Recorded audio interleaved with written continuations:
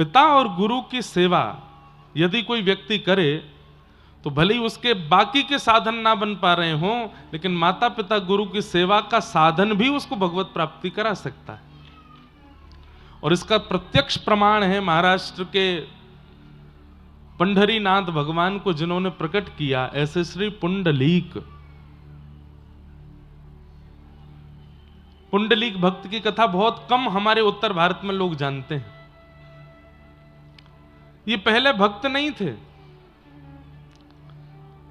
अपने माता पिता के प्रति इनकी श्रद्धा भावना नहीं थी। एक बार मां ने कहा कि बेटा हम वयोवृद्ध हो रहे हैं, तीर्थ यात्रा करवा लाओ, हमारे लिए रथ की व्यवस्था या पालकी की व्यवस्था कर दो, हम तीर्थ यात्रा कर लेंगे। तो पुंडलीक बोले कि भगवान ने 2 पैर दिए हैं, चल के चले जाओ, अब मेरे पीछे क्यों पड़े हो कि पालकी लाऊं, रथ लाऊं या कुछ लेके आऊं। तो माता पिता बोले कि दुर्भाग्य से ऐसा पुत्र है, अब क्या कर सकते हैं, चले गए। यहां पुंडलीक के कुछ मित्र, एक मित्र बड़ा धनवान था, वो रथ लेकर के आया और अपने मित्र पुंडलीक से बोला, चलो मैं नया रथ लेके आया हूं, थोड़ा घूमने चलते हैं। पुंडलीक बोला हाँ चलो। रथ में घूमते हुए जब जा रहे थे तो रास्ते में माता पिता दिखे पुंडलीक को। दोनों वयोवृद्ध बेचारे सामान लेके तीर्थ यात्रा पे जा रहे थे। तो पुंडलीक ने नजर और फेर ली कि कहीं इनको बैठाना ना पड़ जाए। ऐसा था, माता पिता के प्रति कोई श्रद्धा नहीं। विशेष रूप से सारे युवा ध्यान से सुनिए और माता पिता भी सुनिए। आजकल, पहले एक जमाना था कि बच्चों को मातृपितृ संस्कार सेवा के देने पड़ते थे, पर आजकल माता पिताओं को भी समझाना पड़ता है कि माता पिता कैसे बना जाए। इसलिए दोनों सुनिए, बहुत ध्यान से सुनिए। थोड़ा आगे जाकर के एक आश्रम में रात्रि हो गई, तो वहां जाकर के पुंडलीक अपने मित्रों के साथ सो गए। प्यास लगी तो रात्रि में उठे और तभी क्या देखते हैं कि 3 अत्यंत सुंदर कन्या उस आश्रम में झाड़ू लगा रही हैं। और झाड़ू लगाते लगाते लगाते लगाते अचानक से वो अत्यंत सुंदरी, अत्यंत कुरूप हो गई। और जैसे ही उनका रूप कुरूप हुआ तो झाड़ू लगा करके जितनी रज वहां इकट्ठी हुई, उस रज को जैसे ही उन्होंने पुनः माथे से लगाया, फिर से सुंदर हो गई। पुंडलीक की आश्चर्य देख रहा था, दौड़ करके गया और कहा, आप तीनों कौन हो? और मैंने अभी अभी देखा आपका रूप इतना कुरूप और ये रज लगाते ही आपका मुखमंडल बिल्कुल सुंदर हो गया। मैं ये समझ नहीं पाया हूं, ये चमत्कार है कि जादू है, क्या है ये? तब उन तीनों ने परिचय दिया कि हम इस भारत में बहने वाली शुद्ध पवित्र नदियां हैं। लोग बाग हम में स्नान करके अपने पापों को धो जाते हैं, तो हमारा रूप जो सुंदर है वो कुरूप हो जाता है। तब अपने उस लोगों के जो पाप हमारे अंदर आए हैं उनको नष्ट करने के लिए हम भारतवर्ष के आश्रमों में जाते हैं और वहां जाकर के गुरुजनों के, वयोवृद्धों की जो चरण रज है उसको अपने माथे से लगाते हैं। तो उससे हमारे जितना भी कुरूपता है, जितने भी लोगों के पाप भीतर आए, सब नष्ट हो जाते हैं। पुंडलीक बोला कि मतलब जीवन में चाहे जितने पाप किए हों, उन पापों का प्रायश्चित धाम जाने से, तीर्थ जाने से, नदी स्नान करने से तो होता है, ये रज लगाने से भी होता है। तब वो तीनों नदियां बोली कि धाम जाने से, तीर्थ जाने से, नदी स्नान करने से होगा, यह भी कंफर्म नहीं है, लेकिन घर में विराजमान माता पिता और सदगुरु के नित्य चरण रज लगाने से तो नित्य पाप नष्ट होते हैं। ये प्रत्यक्ष है, ये प्रमाणित है।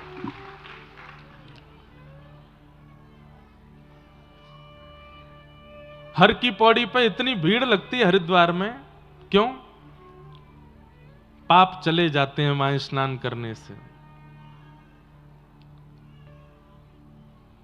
गंगा पापम शशि तापम धन्यम कल्प तरुस तथा, ये बात बिल्कुल सिद्ध है कि गंगा पाप मुक्त करती हैं।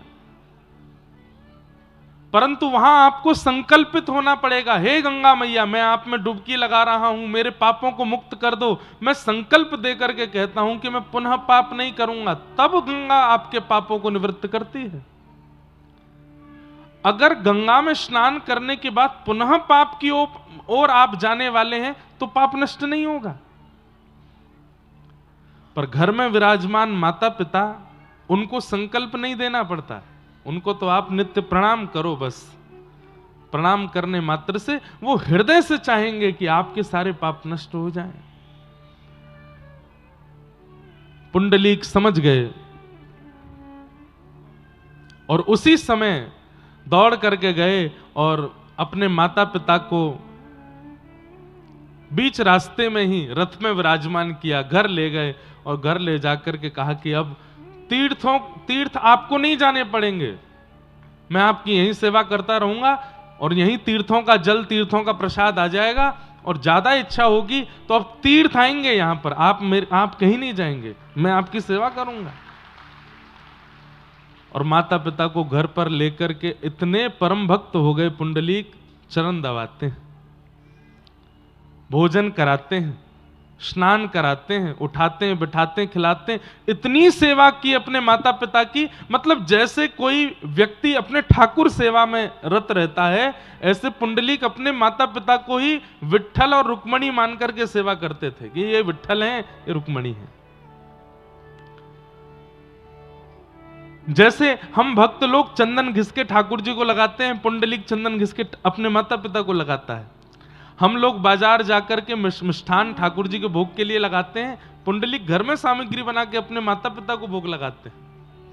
हम लोग पुष्प चयन करके ठाकुर जी के चरणों में अर्पित करते हैं, पुंडलीक पुष्प चयन करके माता पिता के चरणों में अर्पित करते हैं। मतलब संपूर्ण ठाकुर सेवा को माता पिता के रूप में करते हैं पुंडलीक।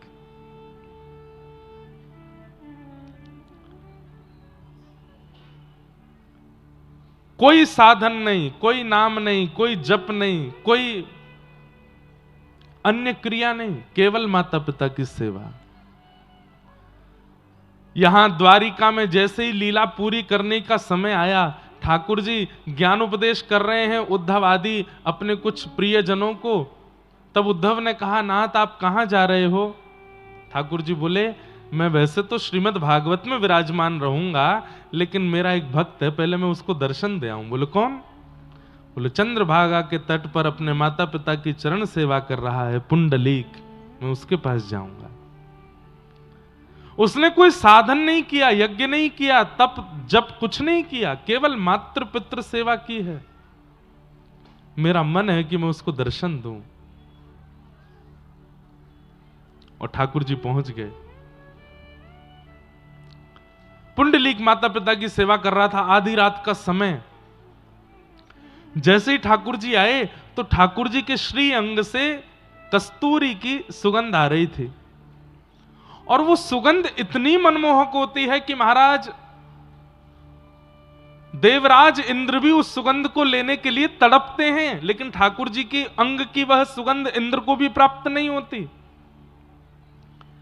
लेकिन जैसे ही भगवान पुंडलीक के द्वार पर पहुंचे तो पुंडलीक को सुगंध आने लगी, तो सुगंध प्राप्त करते ही पुंडलीक बोला, पता नहीं ये सुगंध कहां से आ रही है, अगर ये सुगंध मेरे माता पिता को आई तो कहीं वो बेचैन ना हो जाएं, वो गहरी नींद में हैं, सुगंधी के कारण कहीं उनको बेचैनी ना हो, कहीं वो करवट ना लेने लग जाएं। पुंडलीक दौड़ करके गया, हवा करने लगा द्वार पर कि ये सुगंधी भीतर ना आवे। ठाकुर जी चल करके आ रहे हैं तो नूपुरों की छम छम छम ध्वनि आ रही है, हाथ के कड़ूले बज रहे हैं, ठाकुर जी के श्रृंगार बज रहे हैं, तो उसका जो स्वर आ रहा है जिनसे वेद प्रकट होते हैं, वेद की ऋचाएं प्रकट होती हैं, ठाकुर जी के नूपुरों की उन ध्वनि को सुन करके पुंडलीक अपने माता पिता के कान बंद कर रहा है कि कहीं इस स्वर से इनकी नींद ना खुल जाए।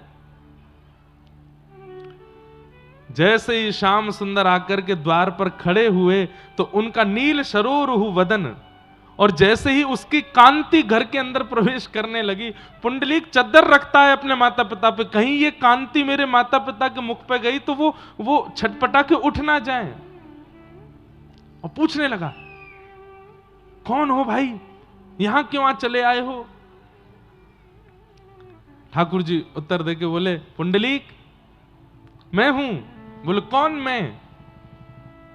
बोले देवकी नंदन, वसुदेव नंदन, द्वारिकाधिपति, गौ ब्राह्मण प्रतिपालक, त्रिभुवन नायक, साक्षात परमात्मा कृष्ण तुम्हारे द्वार पर खड़ा हूं पुंडलीक। पुंडलीक दौड़ करके गया। बोले आप भगवान हो? बोले जी। यहां क्यों आए हो? ठाकुर जी बोले ये प्रश्न कोई नहीं करता मुझसे। अरे जन्म जन्मांतरों के पुण्यों के बाद भी मेरा दर्शन नहीं होता पुंडलीक, मैं तेरे कुछ सालों की सेवा से प्रसन्न होकर आ गया हूं। पुंडलीक बोला लेकिन मैंने आपको प्रसन्न करने के लिए सेवा तो नहीं की थी, आप क्यों प्रसन्न हो गए? मैं तो माता पिता की सेवा उनकी प्रसन्नता के लिए कर रहा हूं, आप क्यों प्रसन्न हो गए? ओहो, मैंने सुना है आप माखन चोर हो, आप चित चोर हो, मेरे माता पिता की सेवा की प्रसन्नता की भी चोरी कर ली आपने। अरे वो प्रसन्न होने चाहिए, आप क्यों हो गए? रुक्मणी जी भी साथ में गई थी। रुक्मणी जी ने ठाकुर जी का हाथ पकड़ा, बहुत बेइज्जती हो रही है, चलो यहां से, इसलिए आए थे हम यहां पे। देवी रुको ना, ये पुंडलीक है, इसकी निष्ठा तो देखो माता पिता में। साक्षात कृष्ण, साक्षात रुक्मणी द्वार पर खड़े हैं, लेकिन ये हमको पूछ भी नहीं रहा है माता पिता के आगे। ठाकुर जी के पास आकर के हाथ जोड़ के बोला, मैं आपके आगे हाथ जोड़ता हूं, मेरे माता पिता सो रहे हैं, विश्राम कर रहे हैं, आप जाइए यहां से। ठाकुर जी बोले हम एक बार जिसके पास आ जाते हैं फिर उसको लेके ही जाते हैं। पुंडलीक बोला मैं नहीं जाने वाला कहीं, और ना मुझे जाना है, और ना मैंने आपको बुलाया। अगर आपका कोई न्यायालय होता हो तो वहां पर मैं आप पर केस भी कर दूंगा कि मैंने नहीं बुलाया था आपको, जबरदस्ती ले गए मुझे खींच के। ठाकुर जी बोले कैसी भक्ति पुंडलीक की। अच्छा भाई हम द्वार पर खड़े हैं, तुम सेवा कर लो माता पिता की, जब सेवा से निवृत्त हो जाओ तब आ जाना, तब मिल लेना हमसे, तब तक के लिए कोई आसन दे दो हमको। पुंडलीक बोला अब आसन लाओ, फिर कहोगे चाय नाश्ता पानी लाओ, फिर कहोगे भोजन लाओ, फिर कहोगे नींद आ रही है बिस्तर लाओ। अरे आसन तो दे ही सकते हो। पुंडलीक गए भीतर जाकर के, आसन ढूंढने में इतनी उनको लग रहा था कि इतनी देर भी मेरे माता पिता की सेवा से मुझे दूर क्यों किया जा रहा है। तो एक ईंट दिखाई दी, वही सरका दी, बोले ये लो आसन, बैठ जाओ उसके ऊपर। रुक्मणी जी पकड़ती रही, मना करती रही, ठाकुर जी नहीं माने, और उस ईंट के ऊपर प्रतीक्षात्मक भाव से आज तक ठाकुर जी खड़े। आज भी पंढरीनाथ विठल भगवान खड़े हैं और प्रतीक्षा कर रहे हैं कि मेरे पुंडलीक की सेवा एक दिन पूरी होगी और वो मुझसे मिलने आएगा। सोचिए, भगवत दर्शन के लिए मैं और आप हम क्या नहीं कर रहे हैं, सब कुछ कर रहे हैं। सारे नियमों का पालन कर रहे हैं, सारी विधाओं का पालन कर रहे हैं, सारे तीर्थों के दर्शन कर रहे हैं, सब प्रकार की क्रिया कर रहे हैं कि हमको भगवत अनुभव हो, लेकिन घर में विराजमान जो माता पिता हैं उनकी सेवा ही नहीं कर रहे। अब वैसे तो मैं भी वंचित रहता हूं सेवा से, मुझे भी माता पिता की सेवा तो प्राप्त नहीं हो पाती। बार बार उनके समीप जाना, उनके चरण दबाना, ये हमको सेवा मिलती नहीं, हम तो कथाओं में ही रहते हैं। पर बंधुओं, सबसे बड़ी सेवा क्या है कि आपकी क्रिया, आपके विचार, आपका स्वभाव, आपका व्यवहार वो आपके माता पिता को प्रसन्न कर देता हो। ये सबसे बड़ी सेवा है एक बालक की, कि उनके माता पिता प्रसन्न हो जाते हैं, हंसने लगते हैं, प्रसन्न मुद्रा में उनको देख लेते हैं। हमें नहीं पता कि हमारी सेवा से माता पिता प्रसन्न होते होंगे कि नहीं, पर हाँ, अपने 24 घंटे के पूरे जीवन काल में 3 घंटा कथा करते हैं तो उससे जरूर हमारे पिताजी माताजी प्रसन्न होते हैं, उससे जरूर उनके चित्त में आनंद होता है। इसलिए भैया हमारी एक बात मानिए, एक माला कम करोगे चलेगा, एक तीर्थ कम रह जाएगा तो भी चलेगा, लेकिन आपके माता पिता के दोनों वरदहस्त आपके सिर पर पूरे पूरे हों, यही भगवत प्राप्ति का एक विशिष्ट साधन है। उसके लिए प्रयास करो। प्रमाण है पुंडलीक माता पिता की सेवा से प्राप्त हुए उनको ठाकुर जी। तो ठाकुर जी सब ब्रजवासियों से बोले भैया गिरिराज जी की पूजन करवे चलो। सब ब्रजवासी ठाकुर जी की बात मान करके गोवर्धन पूजने के लिए आए। बंधुओं, ये गिरिराज पूजन की कथा के पीछे एक दो बातें हैं, बहुत ध्यान से सुनिएगा। सबसे विशेष बात कि हमारे द्वारा जब धन का असद व्यय होता है तो ठाकुर जी को अच्छा नहीं लगता। जब हम अपने धन को गलत जगह पर इस्तेमाल करते हैं, गलत जगह उसका व्यय करते हैं, तो ठाकुर जी को बड़ी पीड़ा होती है। क्यों? धन साक्षात लक्ष्मी है, और लक्ष्मी का जब असद व्यय हमारे द्वारा होता है तो ठाकुर जी को पीड़ा होती है। तो ठीक वैसे ही कहीं भी पूजने चले जाएं, कहीं भी चद्दर वद्दर चढ़ाने चले जाते हैं, कहीं भी अगरबत्ती घुमाने चले जाते हैं, किसी को भी पूजने लग जाते हैं, क्यों? हमारे काम बन जाएं, केवल इसलिए। ठाकुर जी को इससे बड़ी पीड़ा होती है। ठाकुर जी बोलते हैं जब मैं मिल गया तो फिर तू कहीं और काहे को भटक रहा है? जब मैं प्राप्त हो गया तो फिर कहीं और भटकने की आवश्यकता क्यों है? इसलिए भैया एक के रहिए जीवन भर। ठाकुर जी जीवन में प्राप्त हो गए तो बस उन्हीं के रहिए, अन्य स्थानों पर जाकर के असद धन का व्यय मत करो। ब्रजवासियों के प्रति ठाकुर जी की भावना ऐसी बनी कि जब मैं मिल ही गया तो फिर इंद्र की पूजा क्यों? अपने इस अमूल्य धन का असद व्यय मत करो। तो अब ठाकुर जी बोले मैं कहूंगा मेरी पूजा करो तो ये करेंगे नहीं, तो फिर अपने ही सब्स्टिट्यूट के रूप में ठाकुर जी ने गिरिराज जी की पूजा कराई। लेके गए सब ब्रजवासी, इनको जाओ जाकर के गिरिराज पूजन करो। और चार भुजा वाले श्री गोवर्धननाथ प्रकट है करके सब ब्रजवासियों की सेवा को स्वीकार करने लगे। इंद्र को पता चली तो इंद्र ने मेघमालाओं को आज्ञा करके कहा कि इतनी वर्षा करो पूरा ब्रजमंडल बह जाए। आकाश में काले बादलों ने गर्जना करनी शुरू की। ब्रजवासियों का विश्वास डगमगाने लगा। उस विश्वास को स्थिर करने के लिए गिरिराज जी को प्रणाम करके 7 वर्ष के ठाकुर जी ने 7 कोस लंबे चौड़े गिरिराज पर्वत को धारण करके अपनी बाम हस्त की कन्नी उंगली के नख पे धारण कर लिया। बोलो गिरवरधारी गोपाल की। बंधुओं, गिरिराज धारण लीला, इसके अनेक पहलू बताए जाते हैं, पर इसका एक विशेष पहलू यह भी है कि उन ब्रजवासियों के चित्त में अविश्वास हो गया था कि भाई हम गिरिराज पूजन करवे आए, इंद्र नाराज है क्यों? और इंद्र से हमारी रक्षा ये गिरिराज बाबा नहीं कर रहे हैं। तो ठाकुर जी ने सब ब्रजवासियों को दिखा दिया, देखो गिरिराज बाबा की हमने पूजा करी, इतना विशाल पर्वत, अरे हम 1-8 किलो के पत्थर नहीं उठा सकते, इतना विशाल पर्वत देखो, मैं 7 वर्ष का हूं, मैंने कन्नी उंगली पर धारण कर लियो, मैंने नहीं धारण कियो, ये हमारी रक्षा करवे के काजे गिरिराज बाबा ही इतने हल्के है गए कि मैंने इनको धारण कर लियो। इससे ब्रजवासियों का विश्वास प्रगाढ़ करवाया ठाकुर जी ने। मानो हमसे भी ठाकुर जी यही संकेत कर रहे हैं कि शरणागति के बाद में अविश्वास नहीं आना चाहिए। अपने आचार्य के प्रति, अपने इष्ट के प्रति कभी अविश्वास मत करो। प्रतीक्षा करो, प्रणाम करो, और बस प्रतीक्षा करो कि वह एक दिन गिरिराज बन के धारण होंगे और जो आपत्ति विपत्ति आ रही है उससे हमारी रक्षा करेंगे। ठाकुर जी ने 7 कोस लंबे चौड़े गिरिराज पर्वत को धारण किया। सब ब्रजवासियों ने अपनी छड़ी लगाई। 7 दिन 7 रात्रि तक ठाकुर जी ने ऐसे ही धारण करके ठाकुर जी खड़े रहे। अब यहां अनेक कथाएं, अनेक लीलाएं गिरिराज जी के नीचे भी ठाकुर जी की हुई हैं। एक लीला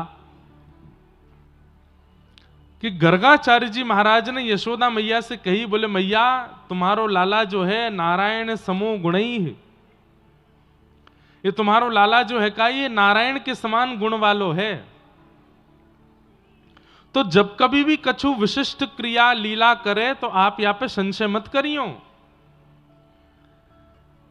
आज जब ठाकुर जी ने गिरिराज जी उठाए तो यशोदा मैया को गर्गाचार्य जी की बात याद आई कि मेरो लाला नारायण के समान गुण वालो है। लेकिन गर्गाचार्य जी ने एक बात और कही थी, बोले तुम्हारे लाला के समान गुणवान और योग्य वृषभानु जी की लाली भी है, वो भी नारायण की ही आह्लादनीय शक्ति है।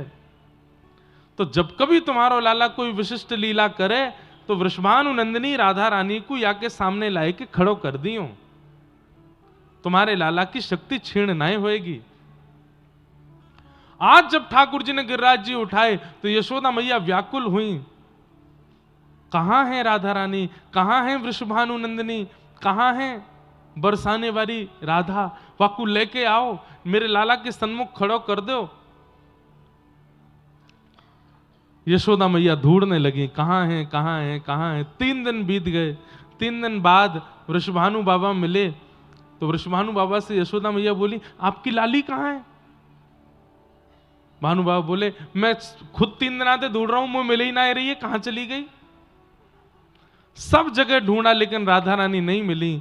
तो जिस शिलाखंड के ऊपर ठाकुर जी खड़े हैं कन्नी उंगली पर गिरिराज जी लेकर के, उस शिला के पीछे जब जाकर के यशोदा मैया ने देखा तो क्या पाया कि वहीं ध्यान मुद्रा में श्री किशोरी जी श्री राधा रानी बैठी हैं और अपने अपलक नेत्रों से श्री गिरिराज जी को देख रही हैं, और किशोरी जी के नेत्रों से ही निकलने वाला एक दिव्य तेज उस पर श्री गिरिराज जी टिके हुए हैं। श्री राधे जू के कारण मैंने गिरिवर लियो उठाया। ठाकुर जी आगे कन्नी उंगली धारण करके खड़े हैं, पीछे किशोरी जी अपने दिव्य तेज पर गिरिराज जी को धारण कर रही हैं। मूल बात तो यह है कि गिरिराज जी मूल रूप से किशोरी जी ने ही धारण किए हैं, श्री राधा रानी ने धारण किए हैं। ठाकुर जी तो केवल उंगली लगाए कि सबरो श्रेय ले रहे हैं अपने ऊपर कि मैंने उठाए हैं। वास्तव में तो श्री गिरिराज जी को धारण किशोरी जी कर रही है, किशोरी जी ने धारण किया है। सब ब्रजवासियों के मन में आई, बोले मैया इन दोनों को ब्याह कर दो, ये हमारे व्रज की इतनी रक्षा करें, इन दोनों को ब्याह कर दो। अब ये कथा भागवत में तो नहीं है, पर अन्य अन्य पुराणों में इस बात का उल्लेख होता है कि श्री प्रिया प्रियतम का ब्याह उत्सव हुआ और श्री ब्रह्मा जी ने आकर के बांडीर वन में ठाकुर जी का ब्याह कराया किशोरी जी के साथ। वास्तव में बंधुओं किशोरी जी कौन है? इधर देखिए, ध्यान से सुनना। हर व्यक्ति के अंदर आह्लाद प्रकट होता है। आह्लाद किसको कहते हैं? आनंद की चरम स्थिति को आह्लाद कहते हैं। प्रसन्नता की चरम स्थिति आनंद और आनंद की भी चरम स्थिति आह्लाद। हम सबके चित्त में आह्लाद प्रकट होता है तो वह आह्लाद व्यक्त हम लोग किसी ना किसी रूप में करते हैं। आह्लाद व्यक्त, कोई नाच के आह्लाद व्यक्त करता है, कोई उछल करके आह्लाद व्यक्त करता है, कोई चिल्ला करके आह्लाद व्यक्त करता है, कोई दौड़ करके आह्लाद व्यक्त करता है, कोई कई लोग ऐसे होते हैं वो खा करके आह्लाद व्यक्त करते हैं, उनको ज्यादा अच्छा लगता है तो वो खाते हैं। और कई लोग ऐसे भी हैं वो सो के आह्लाद व्यक्त करते हैं, ज्यादा प्रसन्नता होती है तो सो जाते हैं। लेकिन हमारे ठाकुर जी के चित्त में जो आह्लाद प्रकट हुआ उसको ठाकुर जी व्यक्त नहीं कर पा रहे हैं, उसको ठाकुर जी प्रकट नहीं कर पा रहे हैं, उसको ठाकुर जी कहीं पर लगा नहीं पा रहे हैं। तब ठाकुर जी ने विचार किया, इस आह्लाद को मैं कैसे प्रकट करूं, कैसे इसका आस्वादन करूं। तब वही आह्लाद चित्त से प्रकट होकर के दूसरे रूप में श्री किशोरी जी के रूप में प्रकट हो गया। अब जब जब ठाकुर जी उनको देखते हैं तब तब अपने आह्लाद को व्यक्त करते हैं। जब जब श्याम सुंदर किशोरी जी को देखते हैं मानो उनका जो आह्लाद है, जो प्रसन्नता है, वो व्यक्त हो जाता है। तो जो स्वयं से प्रकट है उससे विवाह कैसा? किशोरी जी ठाकुर जी से ही प्रकट हैं, उन्हीं की आह्लादनी शक्ति हैं। इसलिए प्रकट रूप में और सार्वभौम रूप में कोई विवाह का क्रम विशेष रूप से नहीं निभाया, लेकिन अंतरंग भाव से रसिकों के लिए ठाकुर जी का किशोरी जी के साथ में विवाह हुआ। एक ही हैं दोनों, अलग नहीं है, एक ही भाव है। तो इस प्रकार ठाकुर जी ने किशोरी जी के साथ में लीला की और लीला करके अपने भाव को व्यक्त किया, अपने भाव को विराजमान किया। हमारे व्रज में गाते हैं, भगवान ने गोपियों को आश्वासन दिया था कि हम आपके साथ रास विहार करेंगे, और शरद पूर्णिमा की रात्रि को चुनकर के ठाकुर जी ने गोपियों के साथ रास विहार के लिए आमंत्रण किया। आज शरद पूर्णिमा की रात्रि जैसी प्रकट हुई, गोपियां अपने गृह कार्यों को छोड़ करके दौड़ी हैं ठाकुर जी से मिलने के लिए। आबाल वृद्ध वनिता, छोटी बालिका से लेकर के बड़ी तक सब गोपियां ठाकुर जी के रास में पहुंची। ये रास इसलिए कहलाया क्योंकि आज तक गोपियां बुला रही हैं ठाकुर जी को अपने घर, लेकिन आज ठाकुर जी ने बुलाया है गोपियों को रास में। कैसे बुलाया? निशम्य गीतम तदनंगवर्धनम ब्रज स्त्रिय कृष्ण गृहीत मानसा आजग्मुरन्योन्यमलक्षितोद्यमा सयत्र कांतो जवलोलकुंडला। निशम्य गीतम तदनंगवर्धनम, बहुत ध्यान से सुनिएगा। ठाकुर जी ने ऐसी टेर बजाई वंशी में, जिस टेर को सुनकर के हमारे जितने भी अंग प्रत्यंग हैं, गोपियों के जितने भी शरीर के अंग हैं, उनमें कृष्ण मिलन की कामना का वर्धन होने लगा, भक्ति का वर्धन होने लगा, प्रेम का वर्धन होने लगा। कानों में संगीत सुनने का भाव प्रकट होता है तो समझो कि संसार ने आपको आवाहन किया है। लेकिन यही कान ठाकुर जी के सुंदर भाव को श्रवण की इच्छा प्रकट करने लगे तो समझ जाओ ठाकुर जी वेणु बजा रहे हैं।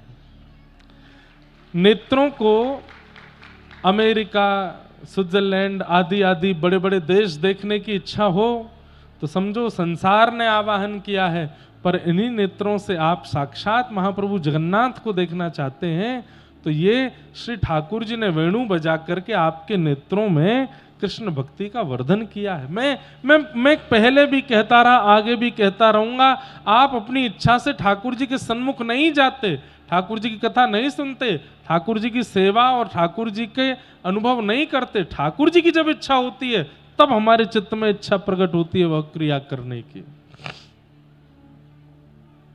तदनंग वर्धनम, सब गोपियां दौड़ी कृष्ण मिलन के लिए, और जैसे ही वहां पहुंची ठाकुर जी ने सब गोपियों से कहा, आइए आइए आइए, स्वागतम। इतनी रात को आप सब लोग अपना घर परिवार छोड़ करके यहां वन में क्यों आई हो? स्वागतम वो महाभाग प्रियम किम करवाणि व व्रजस्त्यानामनम कश्चित ब्रूतागमन कारणम। अपने आने का कारण बताइए। सब लोग बिल्कुल सावधानी से शांति का परिचय देते हुए सुनो। पहले तो बुलाया नहीं, सबसे पहले तो निमंत्रण दिया। निमंत्रण कब दिया था भगवान ने? जब चीर हरण किया था, जब सारी गोपियां नदी स्नान कर रही थी, ठाकुर जी चीर लेके वृक्ष पर चढ़ गए, उस दिन ठाकुर जी ने निमंत्रण दिया था कि शरद पूर्णिमा की रात्रि पर मैं मिलूंगा। और आज शरद की रात्रि पर गोपियां नहीं जा रही थी तो वंशी बजा करके ठाकुर जी ने बुला लिया, निमंत्रण दिया, आमंत्रित करके बुला लिया, और गोपियां सब आ गई तो कह रहे हैं ब्रूतागमन कारणम, अपने आने का कारण बताओ। ठाकुर जी ऐसी परीक्षा लेते हैं। बंधुओं, जब व्यक्ति भक्ति के मार्ग में चलने लगता है, जब व्यक्ति भगवत मार्ग, भगवत प्राप्ति का मार्ग चुन लेता है, तो बीच बीच में संसार के लोभ ठाकुर जी प्रकट करते हैं कि इस लोभ के कारण ये वापस लौट जाए। कई बार भक्ति मार्ग में आया हुआ व्यक्ति, उसको बड़ी चिंता हो जाती, कहीं मैं गलत तो नहीं आ गया, कहीं वो संसारी तो ठीक नहीं था, कहीं वो विषय वार्ता और अपने परिवार के संग जैसे मैं पहले रहता था वैसे रहना ही तो ठीक नहीं है। ये आपके चित्त में भावना प्रकट नहीं होती, ठाकुर जी उस लोभ को दिखा करके अनुभव करते हैं कि तुम लौट के जाओगे कि नहीं जाओगे। जाना नहीं, एक बार चुन लो तो फिर चाहे जैसी स्थिति आ जाए ठाकुर जी का त्याग नहीं करना, उस मार्ग का त्याग मत करना। गोपियों के साथ ठाकुर जी वही कर रहे हैं। क्या कर रहे हैं? जब सब गोपियां आ गई तो उनको पतिव्रता नारी का धर्म बता रहे हैं। तुमको पता है पतिव्रता नारी का कितना बड़ा धर्म होता है? बोले कितना बड़ा धर्म होता है? भर्तु शुश्रूषणम स्त्रीणाम परो धर्मो यमायया तद बंधुनाम च कल्याणम प्रजानाम चानुपोषणम। ठाकुर जी क्या कह रहे हैं? एक स्त्री का धर्म क्या है? केवल अपने पति की सेवा करना? बोले नहीं, तद बंधुनाम च कल्याणम, उसके सास ससुर ननद देवर जेठ जो भी परिवार में होते हैं सबकी सेवा करना उस स्त्री का धर्म होता है। आप लोग ऐसे परिवारों को छोड़ छोड़ करके इस परपुरुष से मिलने के लिए अर्धरात्रि में आ गई। राम राम राम राम राम, घनघोर पाप, नरक में जाना पड़ेगा आप सब गोपियों को। चलो जाओ, लौट जाओ, वापस जाओ, अपने अपने घर को जाओ। थोड़ी देर तक तो गोप ठाकुर जी बोलते रहे कि तुम लोगों ने गलत किया रात्रि में मेरे पास आकर के। जब भगवान शांत हो गए तो गोपियां बोली और कुछ रह गया है कि हम बोलें अब? ठाकुर जी बोले बोलो। तो गोपियां उत्तर देती हैं, मैवं विभोर हति भवान गदितुम ऋशंसं संत्यज्य सर्व विषयांस्तव पादमूलम् भक्ता भजस्व दुर्वाग्रहमात्यजास्मान् देवो यथादि पुरुषो भजते मुमुक्षुन्। कितना सुंदर उत्तर गोपियां दे रही हैं। गोपियां कह रही हैं, कहां तो आप बड़े बड़े ज्ञान की बात करते हो कि मेरी शरण में आओ तो सब छोड़ करके आना। प्रेम गली अति सांकरी तामे दो ना समाए। ठाकुर जी कहते हैं अगर तुम विषय युक्त होकर के संसार के होकर के किसी भी प्रकार के प्रमाद में पड़ करके मेरे पास आओगे तो मेरी प्राप्ति में दुविधा आ सकती है। आज हम सब कुछ छोड़ करके तुम्हारे चरणों में आ गई तो यूं कह रहे हो क्यों छोड़ के आ गई? हमको बता रहे हो कि पतिव्रता नारी का धर्म क्या होता है। अरे श्री कृष्ण हमारी बात सुनो, आप ही कहते हो सर्वधर्मान परित्यज्य माम एकम शरणम ब्रज। बहुत ध्यान से सुनिए सब लोग, इधर देखिए। ठाकुर जी यहां कौन से धर्म को छोड़ने की बात कर रहे हैं? सर्वधर्मान परित्यज्य माम एकम। ठाकुर जी ये थोड़ी कह रहे हैं कि तुम उस धर्म को छोड़ के आओ, उस धर्म को। अरे जिस समय ठाकुर जी ये बात कह रहे थे अर्जुन को, उस समय हिंदू वैदिक सनातन धर्म के अलावा कोई धर्म ही नहीं था। तो फिर कौन से धर्म को छोड़ने की बात कर रहे हैं? सर्वधर्मान परित्यज्य, कौन सा धर्म छोड़े? एक हिंदू वैदिक सनातन धर्म ही तो है। जब अर्जुन और कृष्ण सामने आमने बैठे हैं तो ये जो लोक धर्म हम लोग निभाते हैं, इस सांसारिक धर्म लोक धर्म को छोड़ने की बात कर रहे हैं ठाकुर जी। इसको त्याग करके मेरे पास आओ, इसकी चिंता त्याग करके मेरे पास आओ, इन विषय भोगों को त्याग करके मेरे पास आओ।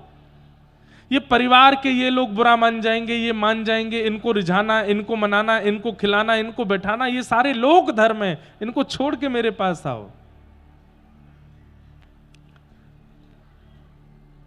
मीराबाई का एक पद है, मैं तो गोविंद रा गुण गासूं, राणा जी रूठे तो मने काये करसी। किसी ने मीराबाई से जाके कहा तुम कृष्ण नाम गाना बंद कर दो। बोले क्यों? तुम्हारा देवर राणा इतना गुस्सा करता है, कभी पिटारे में सर्प भेज देता है, कभी बाघ भेज देता है, कभी विष का प्याला भेज देता है, तुम थकती नहीं हो? अरे वो आए दिन कोई ना कोई प्रलाप करता रहता है केवल इसलिए क्योंकि तुम गोविंद गुण गाती हो। गोविंद गुण गाना बंद कर दो, वो कुछ भी नहीं भेजेगा तुम्हारे लिए। मीराबाई कहती हैं, मैं तो गोविंद रा गुण गासूं, राणा जी रूठे तो मने काय करसी। अरे सखी, राणा रूठेगा तो ज्यादा से ज्यादा क्या करेगा? विष भेज देगा, मरवा देगा। और मैं नहीं मरी, नहीं विष पी करके भी मुझे कुछ हुआ तो ज्यादा से ज्यादा देश से निकाल देगा, अपने नगर से निकाल देगा, अपने भवन से निकाल देगा। राणा रूठेगा तो नगर से निकालेगा, लेकिन कृष्ण रूठेगा तो मैं कहां जाऊंगी? ये पूरा ब्रह्मांडी उन्हीं का है। अरे नरक में भी जगह नहीं मिलेगी अगर वो रूठ गए तो। राम नाम रा जहाज चला श्या, राम नाम रा मैं तो भव सागर तर जासूं, मैं तो भव सागर तर जासूं। हे मीरा के प्रभु गिरधर नागर, मीरा के प्रभु गिरधर नागर मैं तो हर्ष हर्ष गुण गासूं, मैं तो हर्ष हर्ष ओ राणा जी रूठे तो मने काय करसी, राणा जी क्या कर लेंगे मेरा, रूठ गए तो। अरे भाई, आजकल के आपको एक बात बोल दूं मैं, बच्चों की मेरे पास शिकायतें आती हैं, महाराज जी हम कथा सुनते हैं, तिलक लगाते हैं, इसलिए हमसे स्कूल में कोई मित्रता नहीं करता। क्यों मित्रता नहीं करते? कि आप तिलक लगा के आए हो। क्यों मित्रता नहीं करते? क्योंकि आप कंठी माला पहनते हो। क्यों मित्रता नहीं कर रहे? वो तुम प्याज लहसुन नहीं खाते। क्यों मित्रता नहीं कर रहे? बोले रात में 10 बजे सो जाता है, इससे मित्रता करके क्या फायदा? इसको मित्र नहीं बनाना। बोले क्यों? सुबह 4 बजे उठ जाता है। मैंने सुना है भैया, इसके माता पिता बता रहे थे सुबह 4 बजे उठ जाता है। आज देखिए, ये कलिकाल नहीं है तो क्या है, अगर आप सुधरे हुए हो तो लोग आपका त्याग कर देते हैं, और आप जितने बिगड़े हुए हो उतने आपके संबंधी हैं, उतने आपके मित्र हैं, उतने आपको घेर के बैठे रहते हैं। ये कलिकाल है। हमें संसार का चिंतन नहीं करना है। हमारा उद्देश्य इस तन की प्राप्ति से भगवत प्राप्ति है। ये एक बार मिला है, पता नहीं अगली बार मिलेगा कि नहीं। ये एक बार हम मानव बन गए, इसका मतलब अब हमें अवसर मिला है। अगली बार अवसर मिलेगा कि नहीं क्या पता। मानव ही बनोगे इसकी कोई गारंटी है क्या? कुकर सूकर अगर कथा में घुस जाते हैं तो लोग मार पीट के भगा देते हैं। क्यों? अधिकार नहीं है उनका कथा सुनने का। हम ही सुन सकते हैं। मंदिर में घुस जाएं तो वहां से भगा दिए जाते हैं। क्यों? अधिकार नहीं है उनका दर्शन का। घर में भोग प्रसादी बनी हो, दुनिया को न्योता दिया जाता है, लेकिन वहां भी अगर वो आ जाएं तो उनको भी भगा दिया जाता है, क्योंकि उनका अधिकार नहीं है पाने का। यह भगवत प्राप्ति के, श्रवण के, दर्शन के, प्रसाद के सारे अधिकार हम मानवों को मिले हैं और किसी को नहीं मिले। दोबारा मिलेगा कि नहीं, कोई प्रमाण है क्या इसका? ये अंतिम है, इसके बाद ये अवसर मिलेगा नहीं, और मिला भी तो 84 लाख योनियों बाद मिलेगा। एक योनि में यदि 10 साल भी रहे तो लगा लो कितने साल लगेंगे दोबारा अवसर मिलने में। इसलिए भैया समय मत गवाइए। इसलिए भैया विषय भोगों की तरफ ज्यादा चिंतन मत करो। ये दुनिया भर के उल्टे सीधे कामों में मन मत लगाइए। शरीर मिला है, मानव देह मिला है, वाणी मिली है, आंख मिली है, कान मिली है, करताल मिले हैं। बजाओ करताल, गाओ कीर्तन और है जाओ ठाकुर जी के। निकल लो या दुनिया से। गोपियां कह रही हैं, हम सब छोड़ करके आपकी शरण में आ गई, हमको दोबारा संसार की याद दिला रहे हो आप। हे श्याम सुंदर, अरे भैया ओ देवताओं, ओ भैया लाला, यहां वार्ता मत करो, कथा चल रही है भैया। इधर देखो सब लोग। तो गोपियां भगवान को कह रही हैं कि हम सब विषय छोड़ करके, आपको तो केवल इतना दिखा श्याम सुंदर कि हम घर छोड़ के आई हैं, आपको तो केवल इतना देखा पति बच्चे छोड़ के आई हैं। अरे संतज्य सर्व विषयाम स्तव पाद मूलम। हम सब छोड़ के आई हैं, आंखों की इच्छा, नाक की इच्छा, जीव की इच्छा, हाथों की इच्छा, पैरों की इच्छा, अरे सर्वांगीण देह की इच्छा। कोई व्यक्ति घर छोड़ सकता है, पति छोड़ देगा, पत्नी छोड़ देगा, बच्चों को छोड़ देगा, लेकिन इंद्रिय सुख फिर भी नहीं छोड़ सकता। घर छोड़ देगा, खाना छोड़ देगा, क्या नहीं छोड़ सकता? जीव को तो फिर भी चाहिए। सबको छोड़ देगा, लेकिन त्वचा के स्पर्श छोड़ देगा क्या? नहीं छोड़ेगा। नेत्रों से देखना छोड़ देगा ना। गोपियां कह रही हम सब छोड़ आई हैं आपके लिए। तेरे कारण सब जग छोड़ा, तुम संग नाता जोड़ा प्यारे, तुम संग नाता जोड़ा। और गोपियां कह रही हैं, गोपियां यहां कह रही हैं, हमें आपसे ये नहीं चाहिए कि आप हमें मिलो, आप हमारे साथ रहो। श्री कृष्ण, हमारा प्रेम ऐसा नहीं कि हम आपको अपने संग रखना चाहती हैं या ये इच्छा रखती हैं कि आप हमें अपने संग रखो ना। हमारी केवल एक इच्छा है। बोले क्या? एक बार प्रभु हंस के कह दो, तू मेरा मैं तेरा प्यारे, तू मेरा मैं तेरा। क्या कह रही हैं गोपियां? बोले आप एक बार बस इतना कह दीजिए श्याम सुंदर कि हे गोपियों, मैंने तुम्हारे प्रेम को स्वीकार किया, तुम्हें अपना लिया। इसके बाद भले ही हमारी तरफ देखना भी मत, बस ये कह दो कि आपने हमें स्वीकार कर लिया। हमसे मिलो मत, हमें दिखो मत, हमें देखो मत, हमें छुओ मत, हमसे बात मत करो, चले जाओ हमसे दूर। बस ये कह के चले जाओ कि तुम मेरी हो। हम ये सुन करके और जीवन निकाल देंगे इसी बात पे कि आपने हमें स्वीकार किया। हमारा प्रेम ऐसा है नाथ भैया, हमारा प्रेम ऐसा है कि बस किसी दिन ठाकुर जी स्वप्न में ही आके कहते हैं, अरे ओ भैया लाला, सोरो का है, तू मेरो है और मैं तेरो हूं। बस आप इसके बाद कभी मत दिखना हमको। इस विश्वास पे पूरा जीवन जी लेंगे हम कि आपने हमें स्वीकार किया। दास की बिनती सुन लीजो, ओ व्रजराज दुलारे प्यारे, ओ व्रजराज दुलारे। आखिरी आश यही जीवन की, पूर्ण करना प्यारे हो प्यारे, पूर्ण करना प्यारे। एक बार हृदय से लगा लो, ओ मेरे प्रियतम, हाँ एक बार हृदय से लगा लो, ओ मेरे प्रिय, ओ मेरे प्रिय। चित्तम सुखेन भवतापहितं ग्रहेषु, चित्तम सुखेन भवतापहितं ग्रहेषु। गोपियां कह रही हैं, नाथ आप चाहते हो कि हम चली जाएं? ठीक है, हम जा रही हैं, हम जा रही हैं, लेकिन हमारी एक वस्तु आपके पास है, वो हमको वापस करो। ठाकुर जी बोले मेरे पास कुछ नहीं है। बोले है, एक सामग्री हमारी आपके पास है, वो हमको दे दो, हम चली जाएंगे।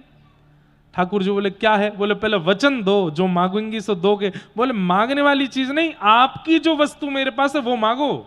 गोपियां बोली हम वही मांगेंगी, दोगे ना? ठाकुर जी बोले हाँ देंगे। हमारा मन आपके पास है, लाओ दे दो।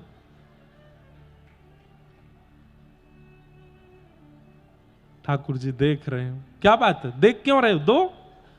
आप चाहते हो ना कि हम वापस लौट के चली जाएं, हमारा मन आपके पास है, वापस कर दो। ठाकुर जी बोले मन वापस करने से क्या होता है? बोले मन वापस करने से कभी चित्त में उसका स्मरण नहीं आता, कभी बुद्धि में उसकी याद नहीं रहती, कभी स्वप्न में भी उसका दृश्य नहीं दिखता, चलते फिरते उठते बैठते खाते उसका स्मरण नहीं होता। जब मन वापस हो जाता है तो मन मर जाता है, तो मन टूट जाता है, तो वो मन आपने अपने पास रखा, हमें वापस करो। ठाकुर जी बोले ये कैसे वापस करूं? बोले नहीं वापस कर सकते। बोले नहीं कर सकता। नहीं कर सकते? बोले नहीं कर सकता। तो फिर हमें स्वीकार करो, या तो मन वापस करो या हमको स्वीकार करो। बंधुओं, त्रिभुवन नायक ठाकुर जी के आगे ब्रह्मा जी हार गए, इंद्र हार गए, लेकिन गोबर थापवे वारी, गैया चरावे वारी गोपीन के आगे ठाकुर जी हार गए। कोई उत्तर नहीं दे पा रहे, निरुत्तर हो गए ठाकुर जी। अब क्या बोलूं मैं? क्यों? क्योंकि ये ज्ञान से नहीं लड़ रही हैं, ये शास्त्रों से नहीं लड़ रही हैं, ये प्रेम से लड़ रही हैं। और प्रेम में प्रेमी की विजय होती है। गोपियों के पास शस्त्र नहीं है, शास्त्र नहीं है, ज्ञान नहीं है, वैराग्य नहीं है, गोपियों के पास प्रेम है। और प्रेम का शस्त्र जिसके पास है, एक तरह से ये समझ लो, इस भक्ति मार्ग में सबसे बड़ा शस्त्र यदि कोई है तो वो प्रेम ही है। वो ज्ञान को भी हरा देगा, वैराग्य को भी हरा देगा, त्याग को भी हरा देगा। प्रेम की विजय होती है। लेकिन ये प्रेम शस्त्र सबके पास आता नहीं है, सब किसी के पास नहीं आता। देवताओं में केवल एक के पास है। कौन? वैष्णवानाम यथा शंभु, शंकर जी के पास है। और शंकर जी के जितने रुद्रावतार हैं उनके पास, उस नाते से हनुमान जी के पास है। बाकी देवताओं के पास में ज्ञान है, त्याग है, वैराग्य है, ऐश्वर्य है, पर प्रेम नहीं है। प्रेम सबके पास नहीं आता। और इस ब्रह्मांड में प्रेम व्रज की गोपियों के पास है। यथा व्रज गोपिका नाम नारद भक्ति सूत्र में श्री नारद जी कहते हैं, भक्ति, प्रेम लक्षणा भक्ति का स्वरूप गोपियों के पास है।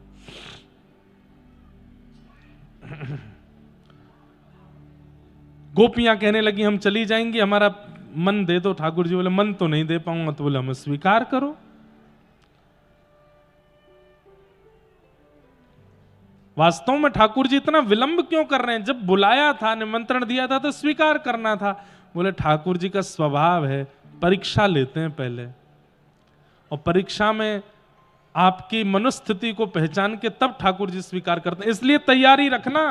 ओ भैया देवताओं सबरे इधर देखो, जीवन भर भजन किया, जीवन भर नाम जप किया, जीवन भर गुरु आश्रय में रहे, जीवन भर कथा सुनी, जीवन भर परिक्रमा की, और उसके बाद अगर ठाकुर जी मिल गए तो प्रकट होते ही ठाकुर जी परीक्षा लेंगे। उस परीक्षा में यदि फेल हो गए तो फिर मिल नहीं पाएंगे ठाकुर जी। इसलिए उस परीक्षा की तैयारी कहां से होगी? नाम जप के प्रभाव से, परिक्रमा के प्रभाव से, दर्शन के प्रभाव से, तीर्थ याटन के प्रभाव से आपको भगवत दर्शन हो जाएगा। पर परीक्षा में पास तो सत्संग के प्रभाव से ही हो गए। आप जितना सत्संग सुनोगे, जितना हरि वचनामृत सुनोगे, जितना हरिजनों की बातें मानोगे, ठाकुर जी तो परीक्षा लेते हैं और ऐसी लेते हैं, सरप्राइज टेस्ट।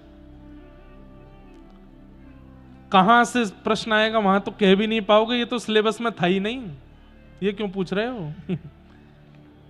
ऐसी बात ठाकुर जी करते हैं। इसलिए भैया ठाकुर जी की परीक्षा में पास होना पड़ेगा, और वो तभी हो सकते हैं जब आचार्य गुरु और हरि चर्चाएं श्रवण की होंगी, तो ही हो सकता है। एक अजब कुमारी नाम की ठाकुर जी की भक्त थी। सब लोग इधर देखो, ध्यान से सुनो। एक राज घराने की कन्या थी, उसका नाम क्या था? अजब कुमारी। तो अजब कुमारी राजस्थान उदयपुर के पास में रहती थी, उदयपुर में ही रहती थी, वहां के राजा की पुत्री थी। वृंदावन आई, गोवर्धन में जब गिरधर छवि का दर्शन किया तो इतना मन आ गया कि अपने पिता से बोली कि अब मुझे वापस नहीं जाना, मैं इन्हीं के पास ही रहूंगी, ठाकुर जी के संग ही रहना मुझे। पिता ने कहा, बोले नहीं वापस तो चलना पड़ेगा। ध्यान से सुनना। पिता की हट के आगे वापस जाना पड़ा अजब कुमारी को। लेकिन कृष्ण विरह इतना ज्यादा व्याप्त हो गया चित्त में कि कृष्ण विरह के कारण बुखार चढ़ने लगा।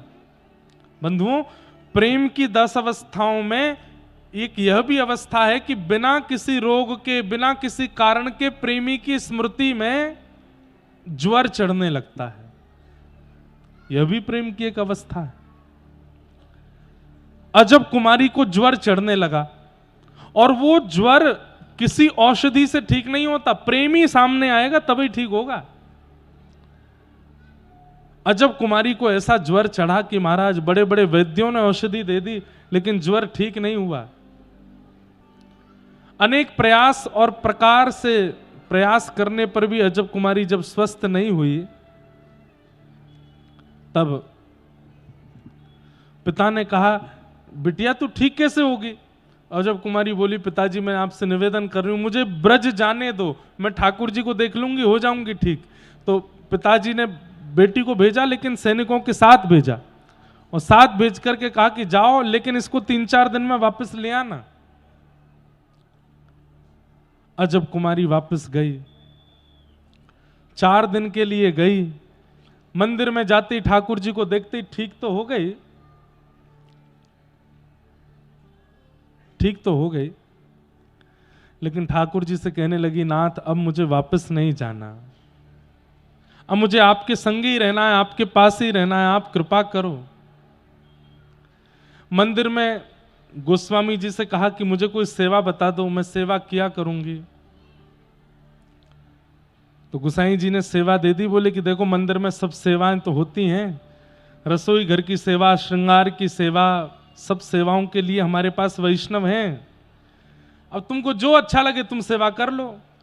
तो उसने कौन सी सेवा ली? राजभोग के समय उसने देखा ठाकुर जी के आगे चौसर रखी है, ठाकुर जी चौसर खेलते हैं। तो उसने गोसाई जी से कहा कि अगर मैं सामने दर्शनार्थियों के बीच में पाटे पर चौसर रख के ठाकुर जी के संग चौसर खेलूं तो? गोसाई जी बोले हाँ बढ़िया, ये सेवा करो। तो जहां दर्शनार्थी खड़े होकर दर्शन करते, वहीं ऊंचे पाटे पर चौसर रख के अजब कुमारी ठाकुर जी के संग चौसर खेलती थी। चौसर ही आज के आधुनिक रूप में लूडो हो गया है, जिसको हम लूडो कहते हैं। वही प्राचीन परंपरा में चौसर है, जहां पर हाथ में पासा लेकर के डाला जाता है, गोटियां चली जाती हैं। वो आता भी नहीं, हमको भी नहीं आता कई लोगों को, पर ठाकुर जी दीपावली के समय पर चौसर खेलते हैं। लेकिन श्रीनाथ जी में आज भी चौसर खेलते हैं ठाकुर जी, आज भी हमारे व्रजमंडल के कई मंदिरों में चौसर खेलते हैं। तो अजब कुमारी क्या करती थी, एक चाल तो चलती थी अपनी तरफ से कि ये मेरी चाल है, और दूसरी बार लेके कहती ठाकुर जी आपकी तरफ से चल रही हूं, और चलती थी। लेकिन अजब कुमारी इतनी निपुण थी कि उसको पता था कितनी बार रगड़ने पर सही अंक आएंगे। मतलब निपुण थी, इतनी जानकार थी कि उसको कोई हरा नहीं सकता। लेकिन 3 दिन तक वो क्या करती रही, स्वयं हारती थी, ठाकुर जी को जिता देती थी। और सारे लोग खड़े होकर के वहां देखते थे कि चौसर में ठाकुर जी की जीत होती है, ये हार जाती है। लेकिन आज चौथा दिन है और राजा ने कहा था 4 दिन में वापस आ जाना। तो आज वो ठाकुर जी से कहती है आज आप नहीं जीतोगे, आज तो मैं जीत के जाऊंगी। 3 दिन से ये जय जयकार हो रही है कि हमारो ठाकुर जीते, हमारो लाला विजय करे, आज सबको बता के जाऊंगी आप नहीं जीतते, मैं जिताती हूं आपको। आज तो आप हारोगे और सबके सामने हारोगे, मैं चली जाऊंगी, मेरे पीछे से फिर ये सब आपको चिढ़ाएंगे कि देखो हार गए हो लाला, तैन हार गए हो। आज अजब कुमारी कमर कस के बैठी और ऐसे पासे डाले कि ठाकुर जी की गोटियां तो कट जावे और अजब कुमारी निकलती जावे, जीतती जावे। इसका प्रभाव क्या हुआ कि श्रीनाथ जी अंदर खड़े हैं मंदिर में, और खड़े खड़े श्रीनाथ जी के पसीना आने लगे कि आज तो ये मुझे हरा ही देगी। और बीच बीच में श्रीनाथ जी के नेत्र से नीचे रहते हैं, बीच बीच में ठाकुर जी धीमे से ऊपर आंख करके देख और लेते, फिर नीचे करते कि आज मुझे हरा देगी। अंतिम चाल चल रही थी, अजब कुमारी जीतने वाली है। और पासा रगड़ते रगड़ते जैसे ही ठाकुर जी की ओर देखती है तो ठाकुर जी खड़े खड़े मानो उससे प्रार्थना करते हैं, ऐसा मत करे, जिता दे मुझे, तू देख मेरी भक्त ना है, मुझे जिता दे। अजब कुमारी बोली ऐसे नहीं जिताऊंगी, कुछ चाहिए। बोले क्या? या तो मुझे यहां रख लो या मेरे साथ आप मेवाड़ चलो। ठाकुर जी बोले तू जो कहेगी सो करूंगा, लेकिन मुझे जिता के जा। अजब कुमारी ने ऐसा पासा चला महाराज, स्वयं हार गई, जीती हुई बाजी हार गई, ठाकुर जी को जिता दिया। और ठाकुर जी ने अजब कुमारी के इस प्रेम भाव को स्वीकार किया। बोले बता कहा चाहिए तो को? बोले अब ये चाहिए कि मेरे पिता मुझे यहां रहने नहीं दे रहे, आप मेवाड़ आओ। और अजब कुमारी के लिए श्रीनाथ जी गिरिराज जी से आज तक मेवाड़ में ही विराजमान है, मेवाड़ में बैठे हैं अजब कुमारी के लिए। तो भैया परीक्षा ठाकुर जी करते हैं, आपको पास होना पड़ेगा। और जिस स्थिति में मैं आपको नहीं आकर, मैं खुद को भी आकर हूं, जिस स्थिति में मैं और आप अभी हैं, अगर ठाकुर जी प्रकट हो गए हम परीक्षा में हार जाएंगे। इसलिए अभी प्रार्थना करो भी मत कि आप प्रकट हो, पहले मैं निपुण हो जाऊं, पहले मैं पूरी तरह से बिल्कुल हो जाऊं कि आपके हर भैया ज्ञान के रूप में उनके प्रश्नों का जवाब नहीं दे पाओगे, प्रेमी बनना पड़ेगा, तभी ठाकुर जी के प्रश्नों का उत्तर मिलेगा। क्योंकि वो शास्त्रीय बात नहीं करेंगे, ठाकुर जी प्रकट होकर के प्रेमी बात करेंगे, और उसमें कोई प्रेमी ही आगे निकल सकता है। इसलिए भैया पहले तैयारी कर लो, फिर ठाकुर जी से कहना अब आ जाओ, अब बताएंगे आपको। गोपियों ने ऐसा उत्तर दिया कि ठाकुर जी को अब गोपियों के संग रास करना पड़ा। प्रत्येक गोपी के पास ठाकुर जी जाते हैं, उसके साथ रास विहार करते हैं। हमारे तो रास में ही 6:30 बज गए, अब रुक्मणी विवाह कैसे हो? अभी तो कंस वध होना है, ठाकुर जी का मथुरा गमन होना है, और ये लगभग हर कथा में होता है कि रास के प्रसंग इतना विस्तृत हो जाता है कि रुक्मणी कल्याण महोत्सव हो नहीं पाता। लेकिन आप सब लोग साफा बांध बांध के बैठे हो, इसलिए हम रास की कथा में जब प्रिया प्रियतम रास विहार करेंगे तो उसमें ही रुक्मणी मंगल भाव रखेंगे। बाकी रुक्मणी मंगल की कथा विस्तार से फिर कल कह करके और फिर सुदामा चरित्र कह के विश्राम तक ले चलेंगे, क्योंकि अब सबके स्वाफा बने, दुल्हा तो बनी, वो बराती तो बनी आए हो, तो दुल्हा तो लाने ही पड़ेंगे ठाकुर जी के रूप में।